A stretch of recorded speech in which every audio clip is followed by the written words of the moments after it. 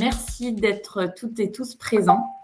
Bienvenue pour cet événement 100% online. Je m'appelle Géraldine Selesian, je suis directrice marketing et communication chez Daveo. Nous sommes ravis de vous accueillir si nombreux avec l'équipe AWS pour cet événement autour de notre livre blanc du monolithe au serverless Sauter le pas. Certains d'entre vous d'ailleurs ont peut-être déjà sauté le pas du serverless. On en sera peut-être plus lors de la session questions-réponses qu'on vous proposera en fin d'événement. Je tenais à remercier Cyril Arpoutian, directeur associé chez Daveo, et toute l'équipe Daveo, et notamment côté AWS, Jérémy Drillon, pour leur soutien lors de la préparation de cet événement. Alors, on ne va pas vous présenter AWS, leader mondial du cloud, mais on va vous parler des technologies du serverless lors de cette heure passée ensemble. Quand je dis cette heure, si vous restez avec nous, bien entendu, pendant 1 heure. Alors, je promets de faire bref. Et pour ceux qui ne connaîtraient pas encore le groupe Daveo, mais je ne doute pas que vous devez être peu nombreux, nous sommes donc un groupe de conseil en technologie et management. Alors, il y a 4 offres qui représentent Daveo. Il y a le cloud, bien entendu, plus largement la technologie, mais aussi le produit et l'agilité. Et j'en profite d'ailleurs pour vous inviter à notre événement Avril Agile qui démarrera le 1er avril et qui se poursuivra tous les jeudis du mois. N'hésitez pas dès lundi à vous connecter à notre page LinkedIn et même avant d'ailleurs pour recevoir toutes les informations. Alors, je reçois plein de messages pour me dire que l'événement est complet. Effectivement, l'événement est plus que complet. Vous êtes très nombreux. Pour finir cette présentation rapide de Daveo, donc nous sommes dans 5 villes en France avec 320 collaborateurs et les offres donc, que je vous ai présentées. Donc, si on est ensemble aujourd'hui, c'est parce que nous avons sorti en février dernier un livre blanc sur le serverless et on a mis un focus sur la fonction, l'un des services majeurs d'AWS, Lambda. Et au vu de cette coloration, justement, qu'on a donnée à ce livre blanc, nous avons proposé à AWS de préfacer cet ouvrage et ils ont accepté volontiers pour notre plus grand plaisir. D'ailleurs, on vous proposera ce livre blanc en téléchargement en fin de webinaire pour ceux qui ne l'auraient pas encore consulté. Et pour tous les autres, vous savez d'ores et déjà que vous êtes de grands chanceux. L'ouvrage collaboratif, il a été rédigé par la communauté cloud de Daveo. On en est bien évidemment très, très fiers.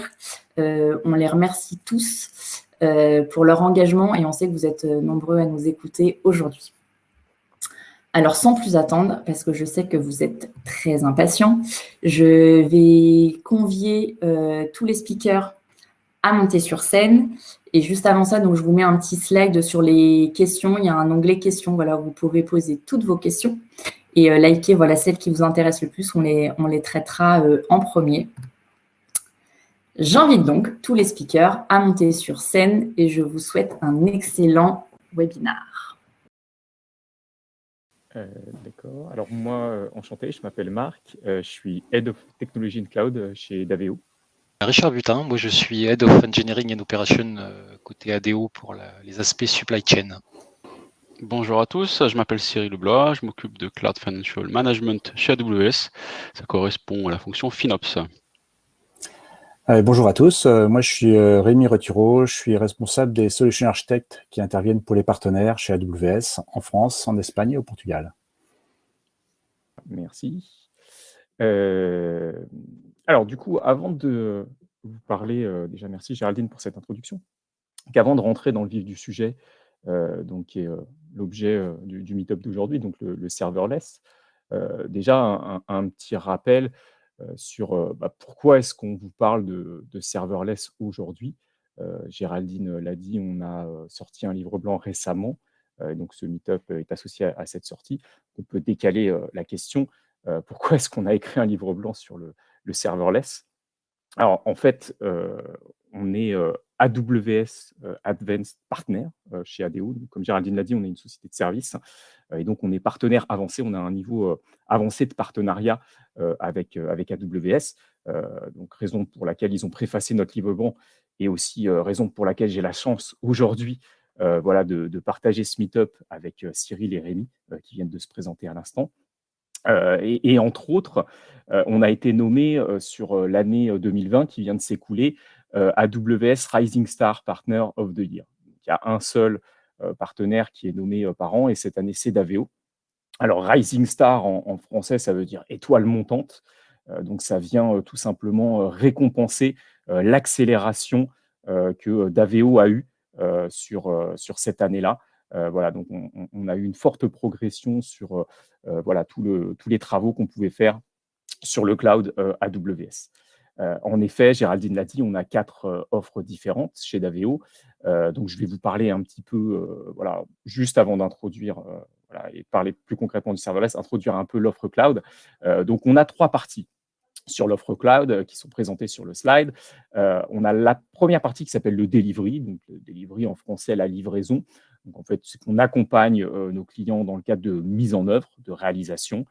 Voilà, donc développement d'applications spécifiques, donc cloud native, cloud ready, donc tout ce qui est application 12 facteurs, entre autres.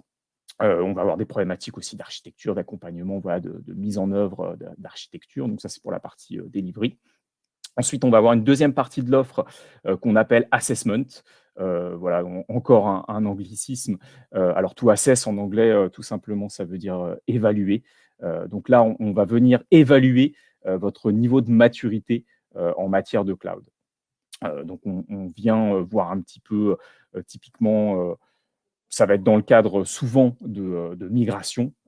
Voilà, voir un petit peu si vous êtes prêt à migrer sur le cloud, identifier avec vous les business cases avec le plus fort ROI, identifier un petit peu les besoins en matière d'accompagnement au sein des équipes, dans les entreprises qu'on accompagne. Voilà, et puis suivre un petit peu les plannings, les budgets qui aboutiront à une migration sur le cloud. Donc ça, c'est pour la partie assessment. Et enfin, troisième et dernière partie sur notre offre cloud, c'est le coaching. Alors, le coaching, je pense que vous en entendez souvent parler. Alors, si je vous parle de coaching agile, je pense que tout le monde connaît. Si je vous parle de coaching DevOps aussi, je parle de coaching craft, je vais peut-être commencer à perdre un peu de monde. Là, il est question de coaching cloud. Alors, qu'est-ce que c'est le coaching cloud? Voilà, c'est coacher votre organisation pour avoir une vraie approche cloud first, y compris sur les couches managériales. Donc, c'est principalement du change management, mais aussi du coaching opérationnel, donc auprès des doers, donc les coacher pour exploiter au mieux les services cloud. Alors, typiquement, là, aujourd'hui, on est avec AWS. Donc, sur AWS, on a au minimum, je dis bien au minimum parce que ça augmente tout le temps, mais 170 services. Rémi et Cyril pourront me corriger, ça, on va peut-être même dépasser les 180 maintenant, mais c'est au moins 170 services. Donc, il y a énormément de choses. Voilà. Donc, voilà pour vous présenter un petit peu l'offre d'Aveo. Donc, maintenant, je vais vous parler plus en détail du sujet, l'objet de notre rencontre aujourd'hui, l'objet du meet-up, c'est donc le serverless. Donc, le serverless, alors on a pris cette phrase qu'on a tirée du livre blanc, qui est issue du livre blanc, donc qui est la définition que nous avons chez Daveo.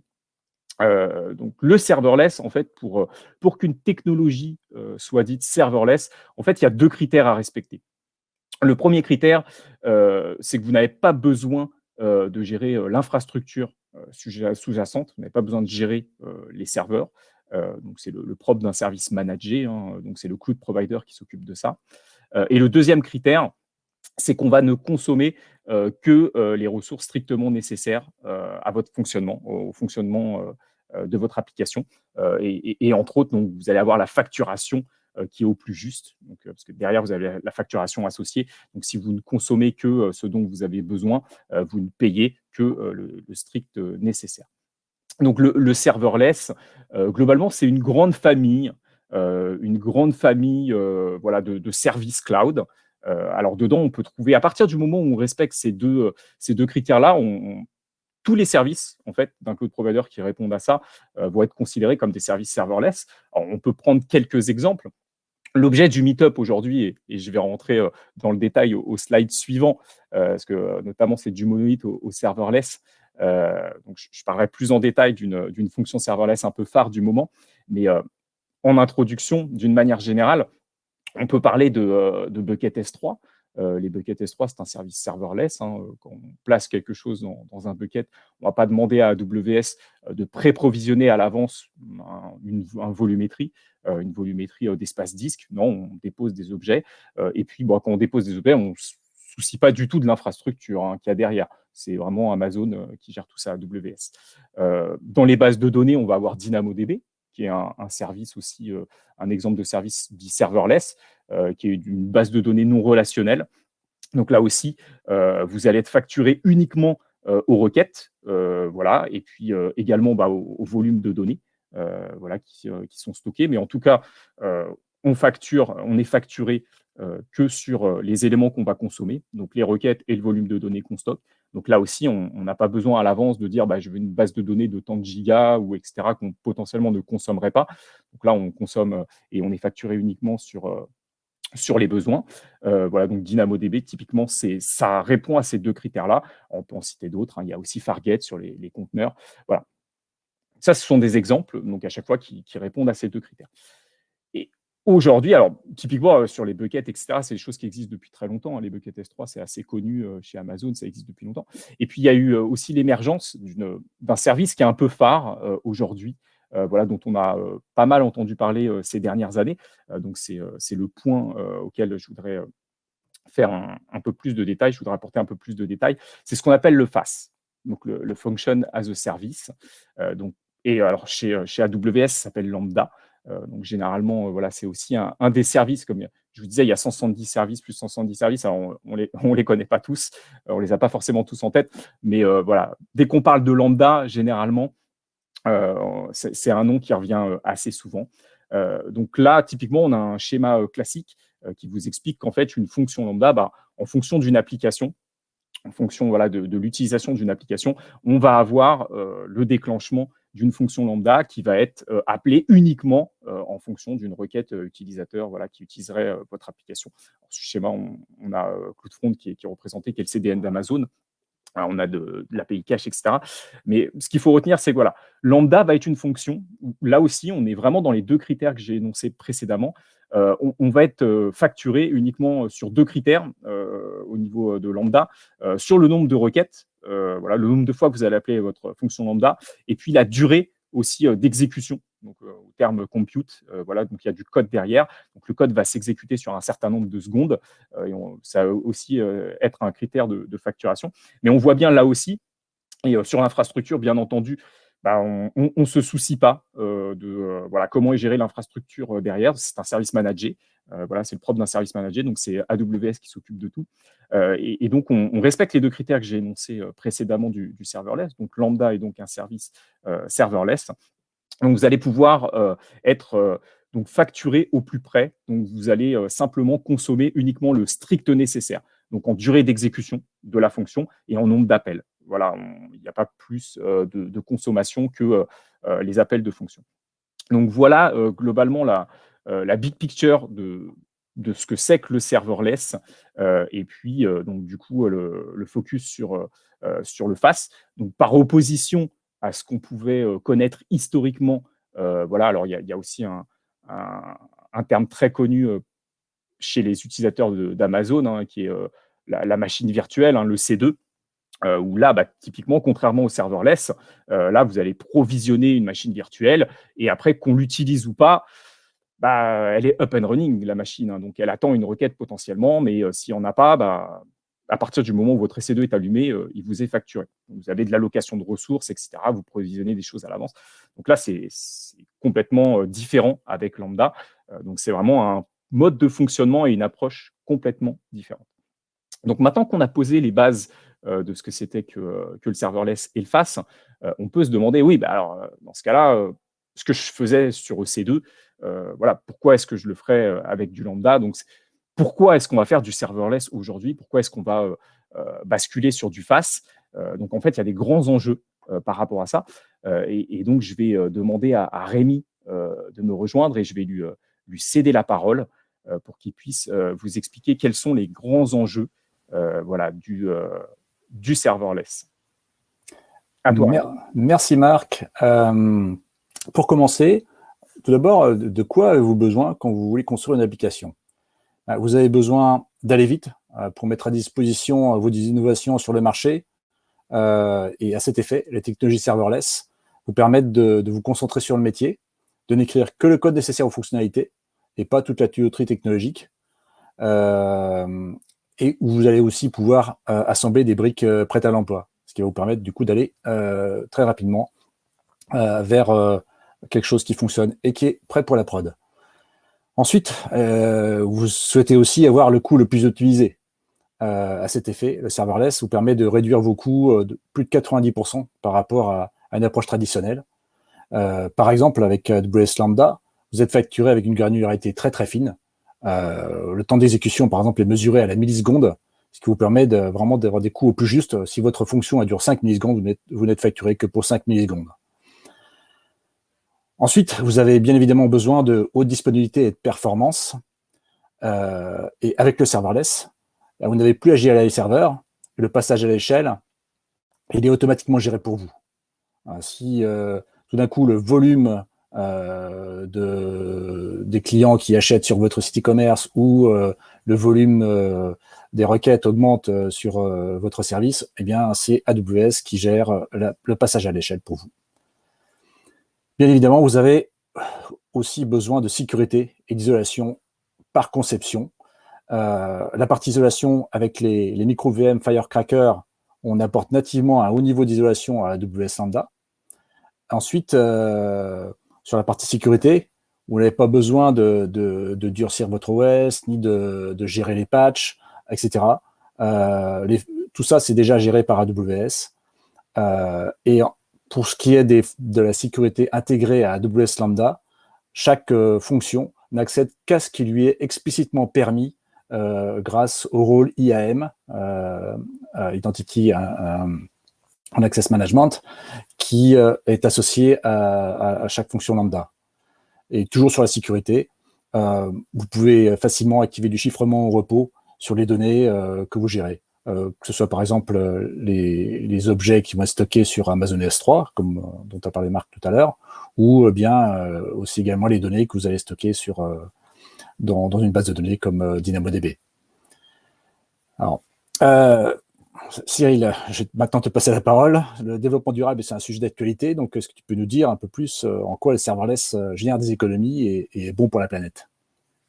Ok, merci Rémi. Donc le sujet étant autour de ce qu'on appelle Cloud Economics, donc c'est la dimension économique des choix dans le serverless aujourd'hui, et la partie quelles implications ça a aussi sur le Green IT. Donc on va focuser plus spécifiquement sur l'empreinte carbone, mais c'est évidemment pas la mesure unique du Green IT. Alors on entend différentes choses. On a entendu tout à l'heure Rémi nous parler de 90% d'économie. Donc c'est évidemment des montants qui sont significatifs, c'est pas anecdotique. On a de nombreux exemples de clients spécifiques qui ont pu constater ces économies, donc c'est assez séduisant. Donc tout le monde pourrait se dire bah, j'y vais demain et je vais avoir 10% de mes coûts une fois que j'aurai migré.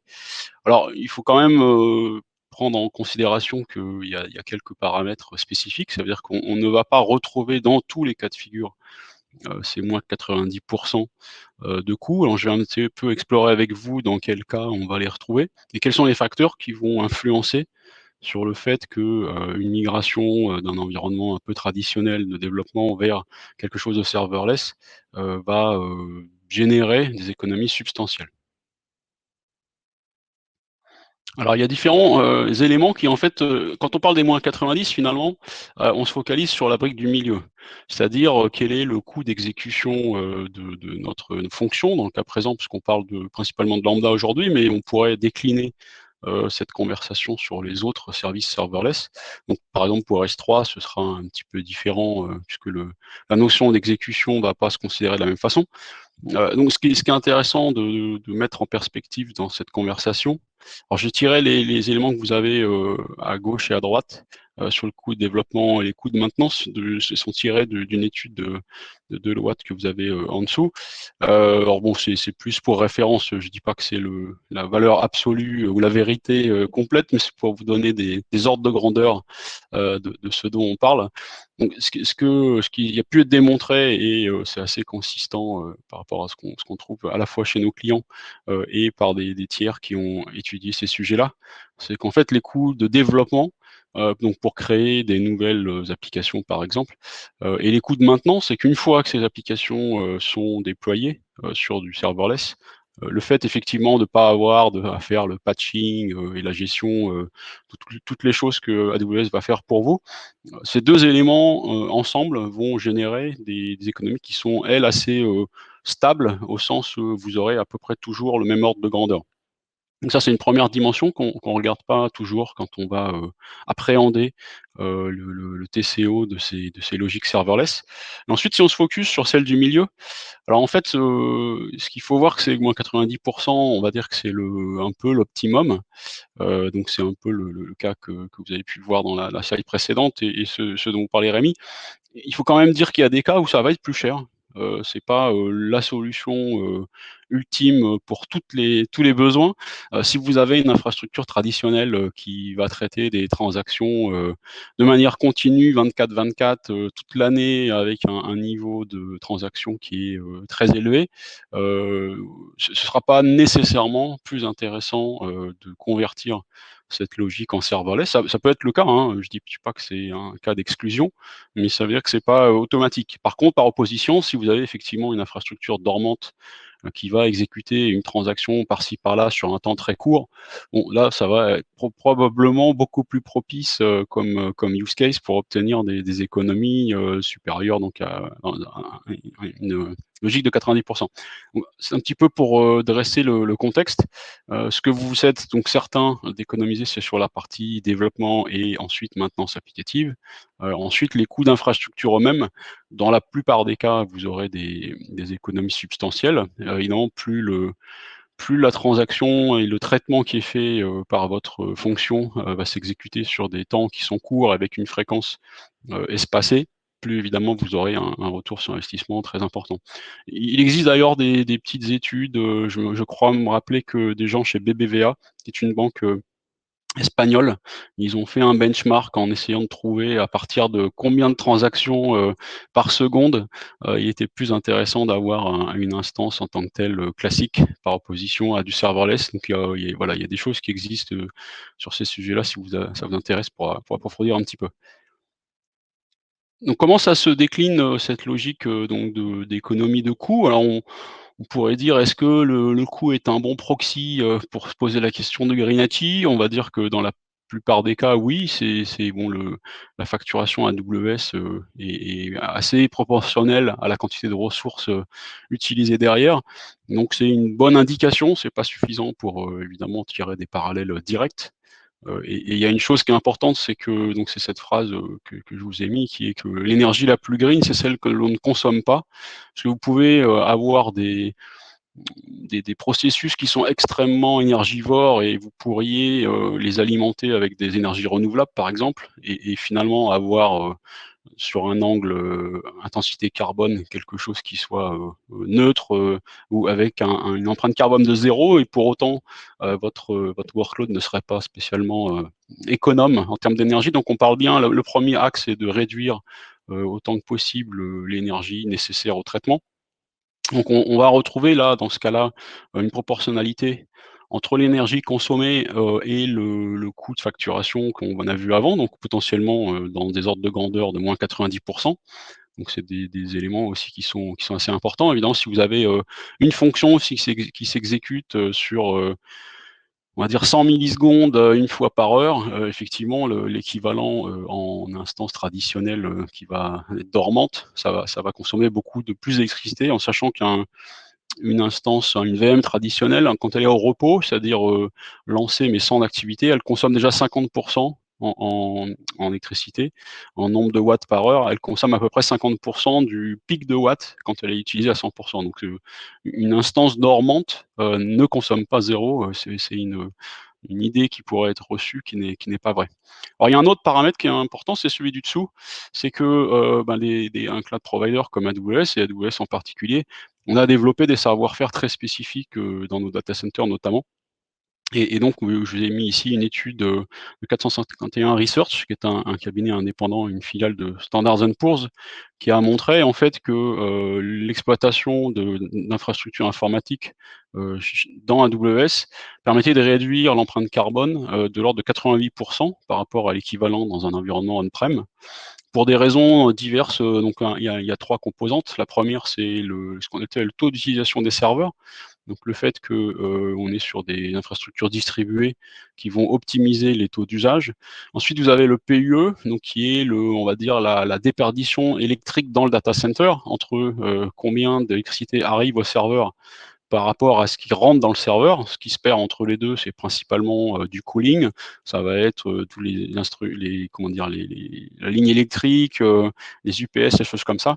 Évidemment, AWS a développé un savoir-faire spécifique puisque ça influe directement sur le coût de nos services. Donc, on a des PUE qui sont sensiblement plus favorables que ceux qu'une entreprise peut développer à son échelle. Et le troisième élément, c'est l'intensité carbone de l'électricité que l'on utilise. Puisque chaque électricité, chaque grid nationale, on va dire, publie, c'est public, hein, la quantité de grammes de CO2 qui est émis par kilowattheure.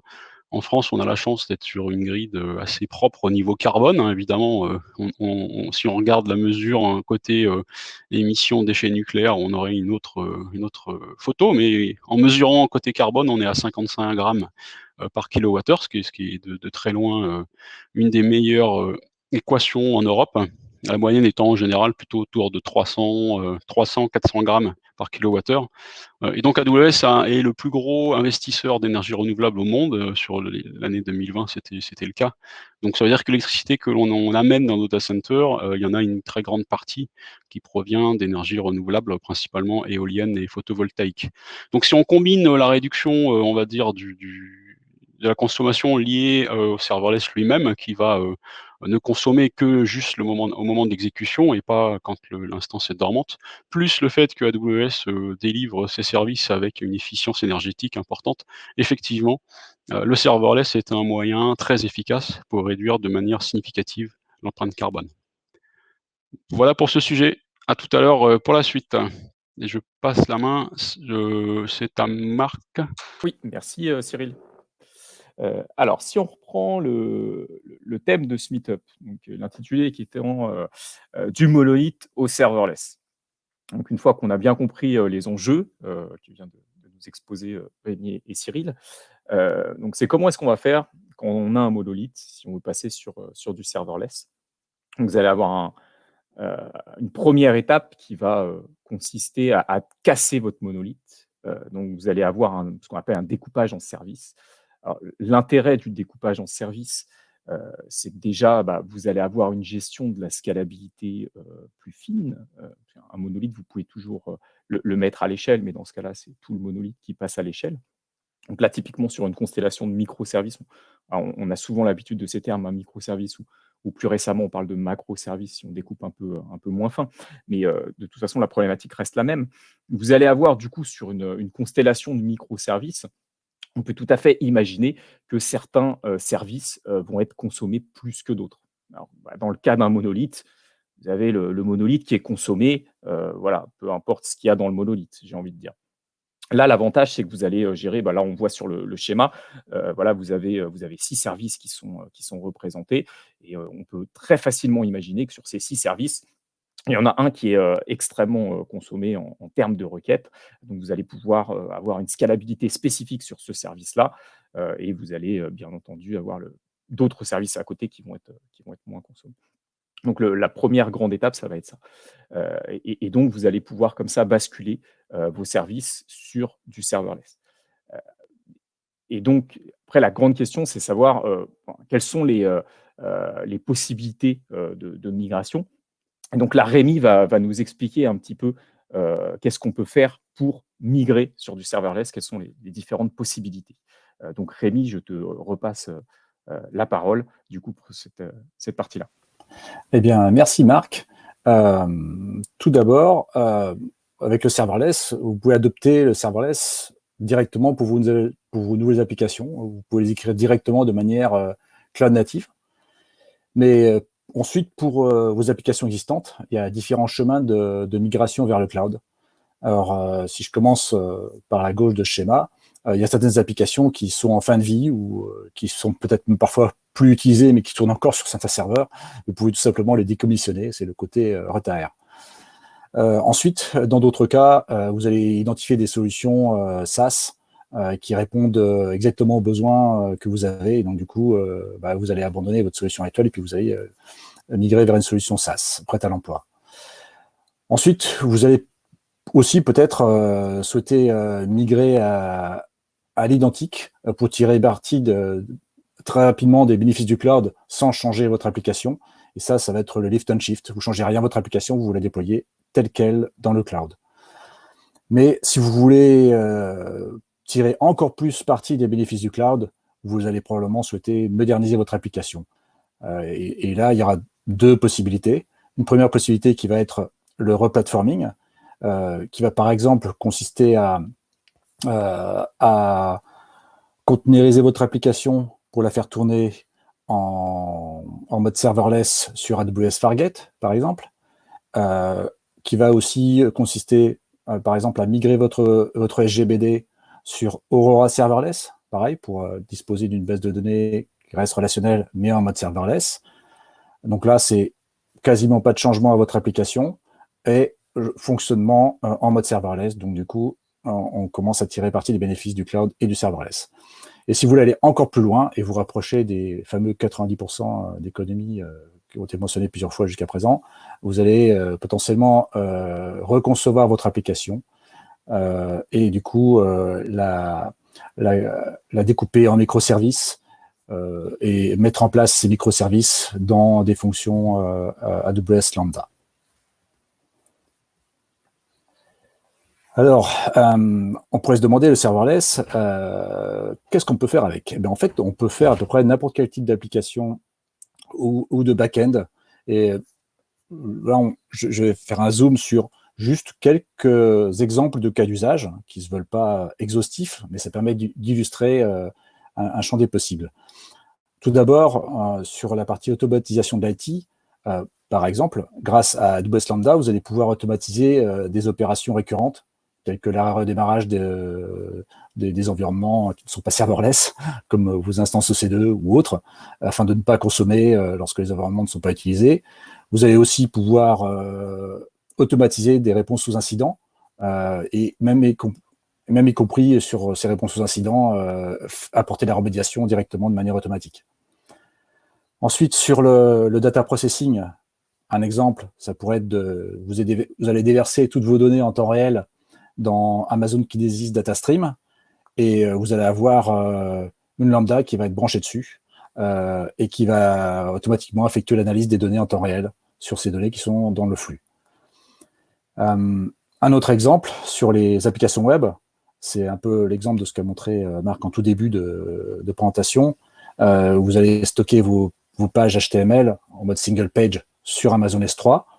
Ensuite, vous allez mettre devant un CDN, Content Delivery Network, comme Amazon CloudFront.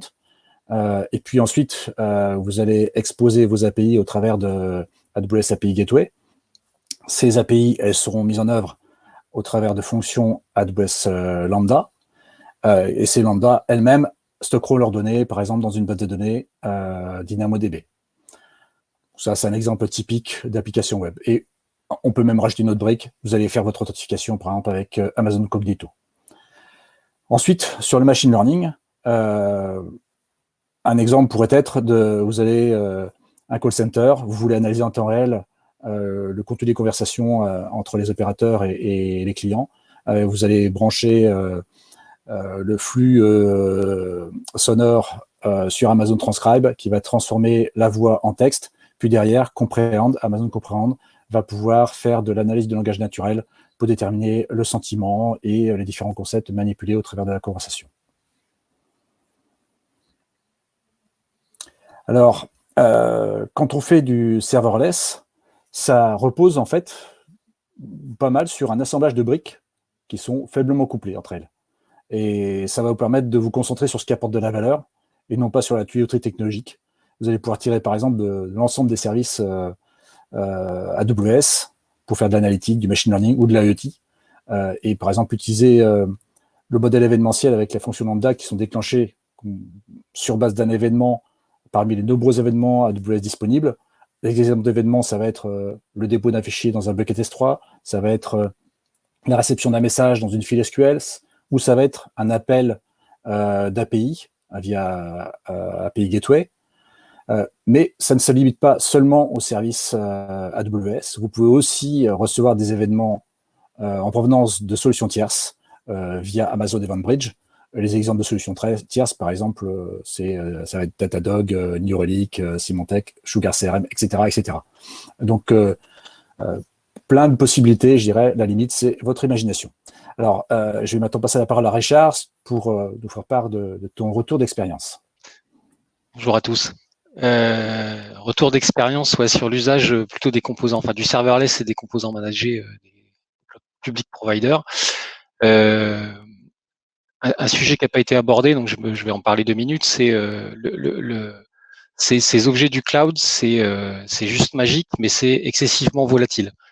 Donc la première chose à faire, c'est de poser un cadre sur la manière dont vous allez vouloir adresser ces composants. Donc ça va passer, alors l'expérience que je peux en avoir, c'est un phrase code obligatoire, donc ça pour les gens à qui ça parle, mais on avait fait le choix de Terraform, mais surtout ne vous lancez pas dans ce genre d'infrastructure si vous ne passez pas dans un mode phrase code, c'est assez dangereux. Dans l'esprit, c'est créer en premier lieu des modules Terraform par rapport aux composants que vous envisagez d'implémenter, avec une phase qu'on pourrait appeler l'hardening des composants, dans lesquels vous allez définir des conventions de nommage, du tagging des objets, tout un certain nombre de choses qui vont poser un cadre sur les objets que vous allez instancier. Une fois que vous avez fait ça, le gros plus, c'est que vous allez pouvoir retravailler l'organisation de votre SI en déléguant ces créations d'infrastructures qui étaient avant, on va dire, plutôt portées par des architectes ou des SysOps, ou appelez-les comme vous voulez, vers les équipes produits directement. Et donc le grand jeu, c'est d'arriver à donner la latitude maximale aux équipes produits pour accélérer le time to market, et d'arriver, on va dire, dans un repo de code unique, d'avoir j'ai mon code de l'infra, j'ai mon code du réseau, j'ai mon code de l'alerting, mon code du monitoring, mon code applicatif, et là j'ai gagné au niveau du time to market. Donc ça, c'est juste pour l'avoir vécu, quand vous en arrivez à ce niveau de maturité, d'avoir une équipe produit complètement autonome sur tous ces aspects. Alors on en était arrivé à typiquement, j'ai une idée, j'ai un projet, je veux aller déployer un POC, en une journée j'ai mon infra. Donc on était passé des productions d'infra qui se faisaient, l'ordre de grandeur c'était plutôt la semaine, voire le mois, à des choses qui en 2-3 heures étaient montées. C'était cadré avec les bons composants hardenisés, avec les bonnes conventions de nommage. Et tous ces cadres qui est mis en place, en fait, ça a un lien direct avec les aspects FinOps et la manière dont vous allez pouvoir suivre, on va dire, les consommations de vos infrastructures. Donc typiquement, vraiment, le feedback, c'est que c'est juste magique. Donc je vois que sur le slide, il y a marqué observabilité. C'est l'observabilité. Pour le coup, on bénéficie aussi de certains composants des cloud providers qui sont, on va dire, qui sont accessibles sans effort, et vous allez d'ailleurs pouvoir les instancier aussi avec du code. Et donc ça, terminer les installations d'agents sur les serveurs, ou voilà, tout ça c'est vraiment clé en main, et ça vous permet, au même titre que votre code applicatif, d'avoir tout est lié, tout est en un dans un même repo de code, et voilà, donc c'est juste top. Voilà le feedback en 5 minutes que je peux vous faire. Donc, je ne sais pas à qui je passe la main juste derrière. Moi, voilà. Merci Richard. Donc on va continuer sur l'observabilité avec AWS X-Ray. Vous allez pouvoir rapidement identifier les temps passés sur les différents appels d'API et les causes d'erreur éventuellement dans ces piles d'appels. Avec les AWS Lambda Power Tools, vous allez pouvoir intégrer nativement l'observabilité à vos applications serverless. alors avec du tracing, du logging et des métriques EMF pour Embedded Metrics Format. Par ailleurs aussi, Amazon CloudWatch Service Lens va pouvoir vous donner une vision centralisée de toutes ces traces, logs, métriques et même aussi des alertes. Ça depuis la console AWS. Mais ce n'est pas la seule solution, puisque chez AWS, on aime bien vous proposer plein de solutions qui correspondent à chaque fois à votre cas d'usage à vous. Vous pouvez aussi vous appuyer sur des solutions open source, telles que AWS Distro for OpenTelemetry, et vous allez du coup pouvoir gérer l'observabilité de votre application serverless comme vous le faisiez peut-être pour votre application reposant sur des conteneurs ou même votre application reposant sur des instances classiques.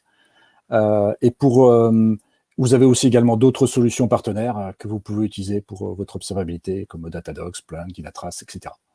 Alors, pour vous aider à expérimenter et en apprendre plus sur ce sujet, j'ai indiqué 2 liens de workshop que vous pouvez faire de manière totalement autonome, en self-service. Tout est expliqué, les différentes étapes. Donc, je vous conseille d'y jeter un œil. Ça vous permettra d'apprendre pas mal de choses. Du coup, Marc, je te passe la parole.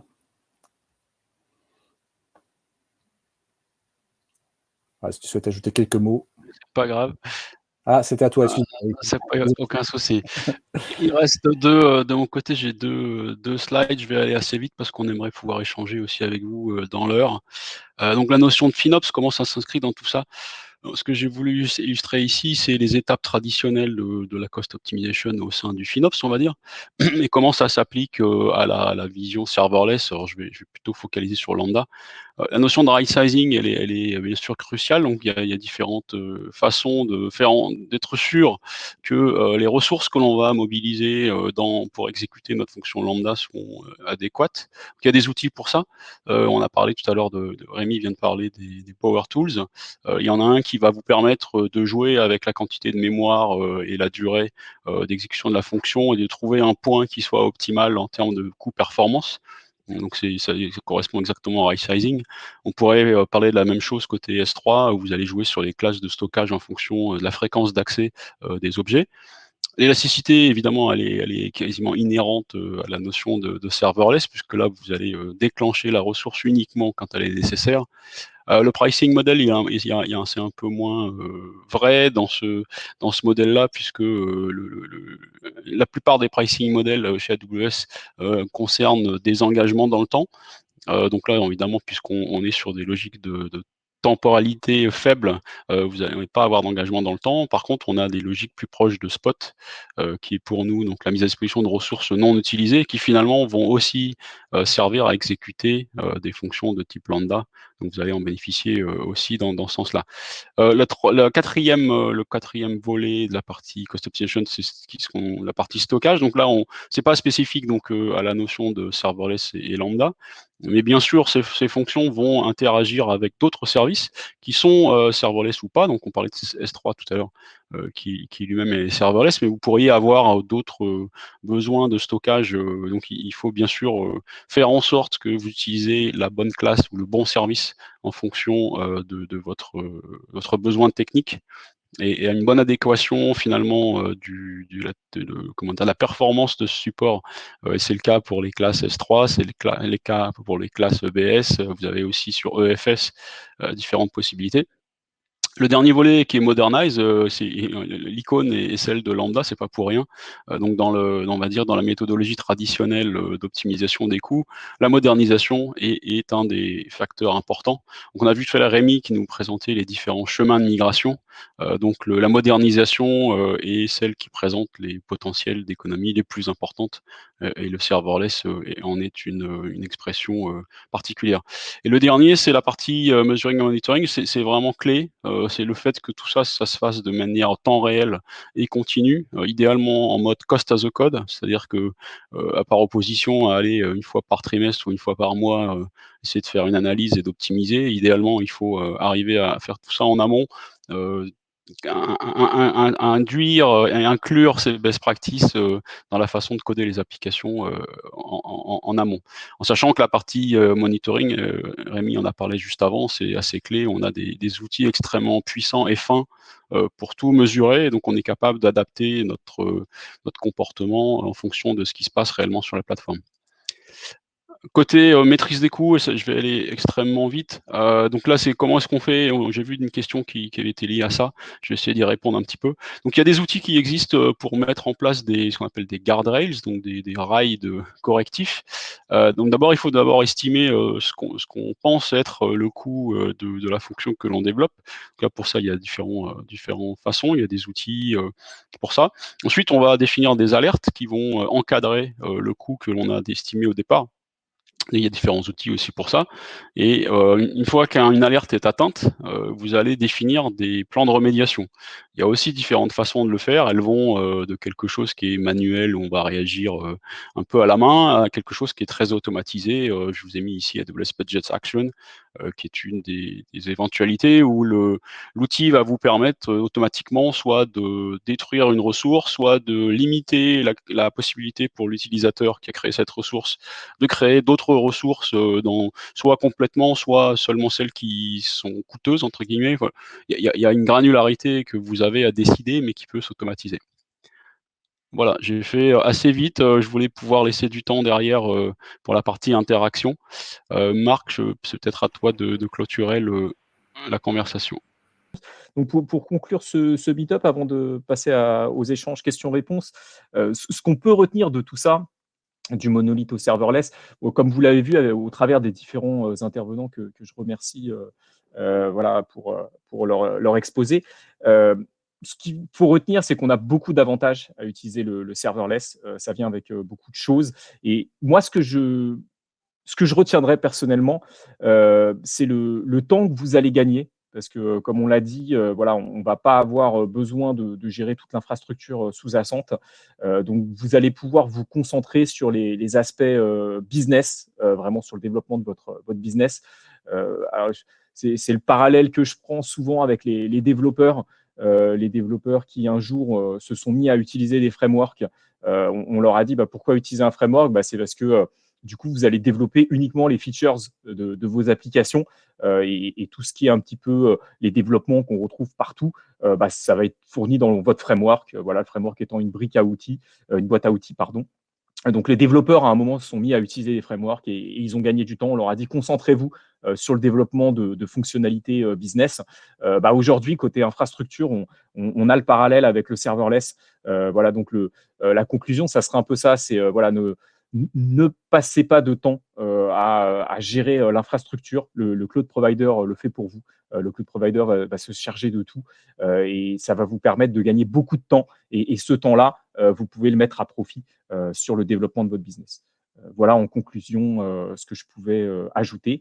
Maintenant, je vais demander à tout le monde de me rejoindre. Alors, Géraldine, Rémi, Richard, Cyril, et on va pouvoir passer aux questions-réponses. Oui. Merci à tous les quatre pour vos présentations. Cyril, tu as déjà effectivement commencé à répondre à l'une des questions. Donc, je vais laisser les speakers prendre les questions, peut-être celles qui ont été mises en avant. Donc, il y a des questions où 5-6 personnes ont voté. Et Léa, en parallèle, si tu peux envoyer le petit call to action pour ceux qui souhaiteraient télécharger le livre blanc. Vous pouvez soit le télécharger ou ignorer pour ceux qui l'ont déjà téléchargé. Je vois que Rémi, tu as répondu à pas mal et là, tu es en train de répondre aussi à une question. Alors, je ne sais pas si tu veux le faire à l'oral, du coup. Oui, en fait, j'ai commencé parce que, comme je ne parlais pas tout le temps, je me suis permis de commencer à répondre. Je peux compléter sur certaines questions. Alors, je ne sais pas si on les prend dans le désordre ou si je repars sur comme tu le sens. Alors, je vais le faire un peu dans le désordre. Il y avait une question sur comment sécuriser une architecture serverless. Et donc, ce que j'ai rappelé ici, c'est que on a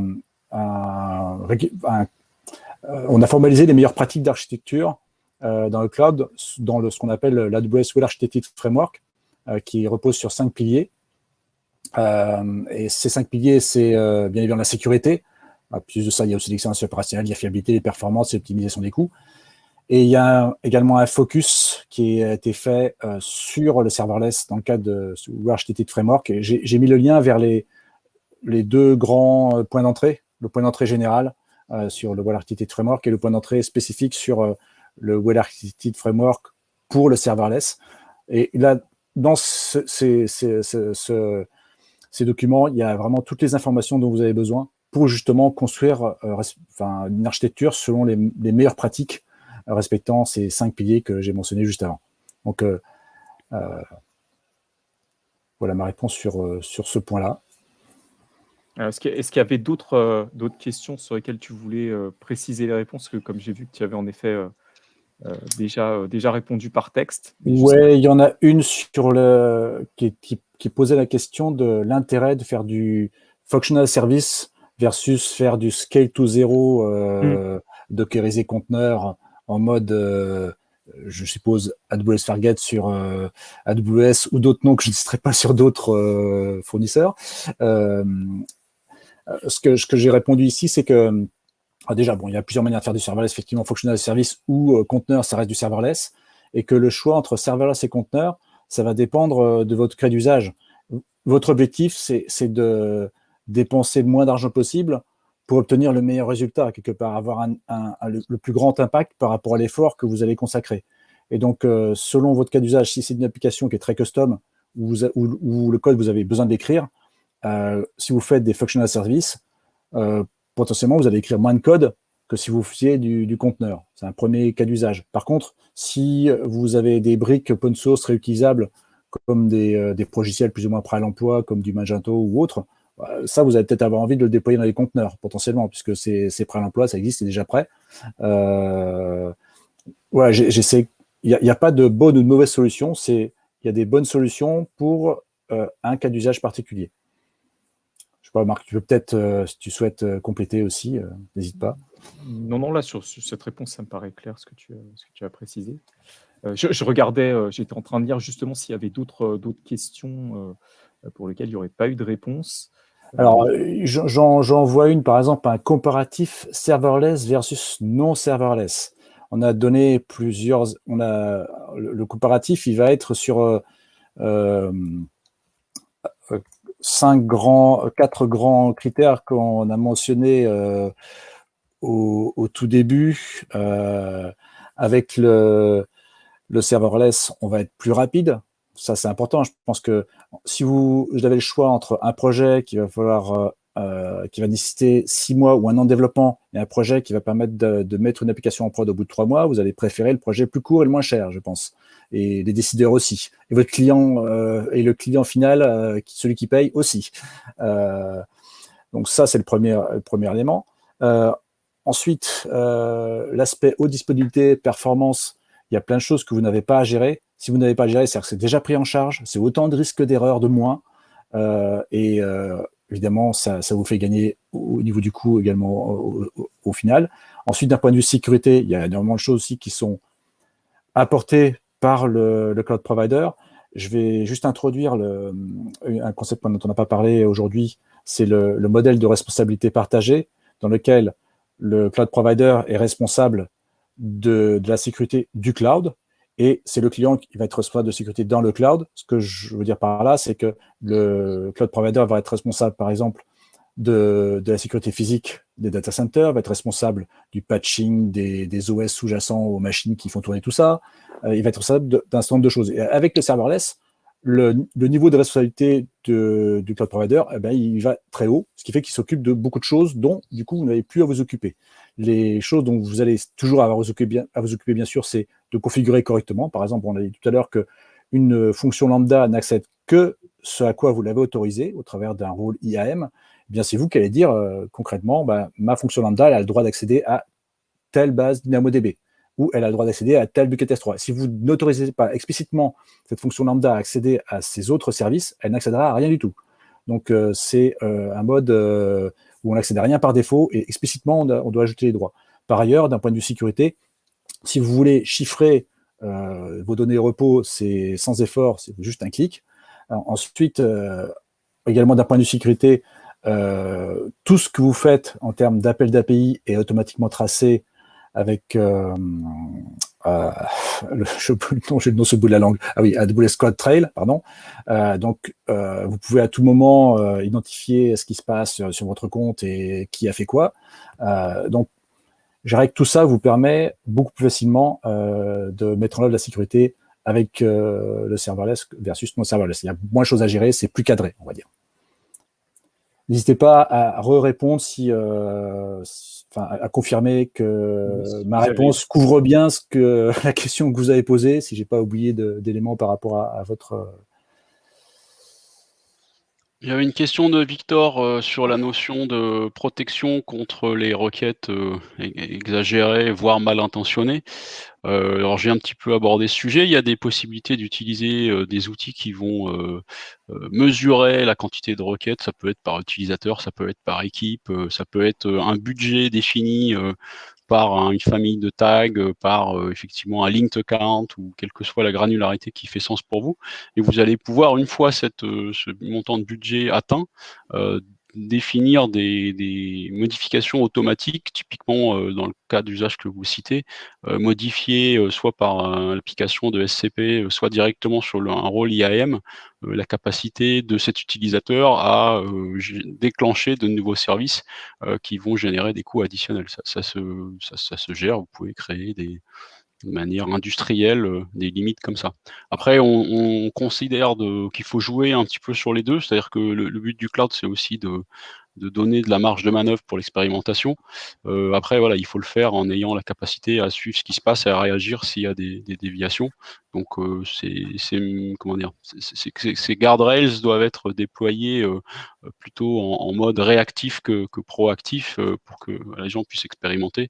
Après, on peut définir des règles différentes selon les populations. Il y a plein de choses que l'on peut faire pour cadrer un peu tout ça. Alors, ce que je rajouterais aussi en complément à ce que tu dis, c'est que si on parle de protection contre des attaques qui pourraient potentiellement générer de la consommation, on appelle ça des attaques de type DDoS, vous avez une protection qui est nativement intégrée, qui s'appelle AWS Shield, qui est intégrée à CloudFront, et donc qui permet directement au plus près de l'utilisateur, at the edge, on va dire, de faire une première barrière. C'est-à-dire qu'on est capable de détecter un certain nombre de types d'attaques DDoS qui peuvent intervenir et de les bloquer, c'est-à-dire que vous allez potentiellement même pas les voir.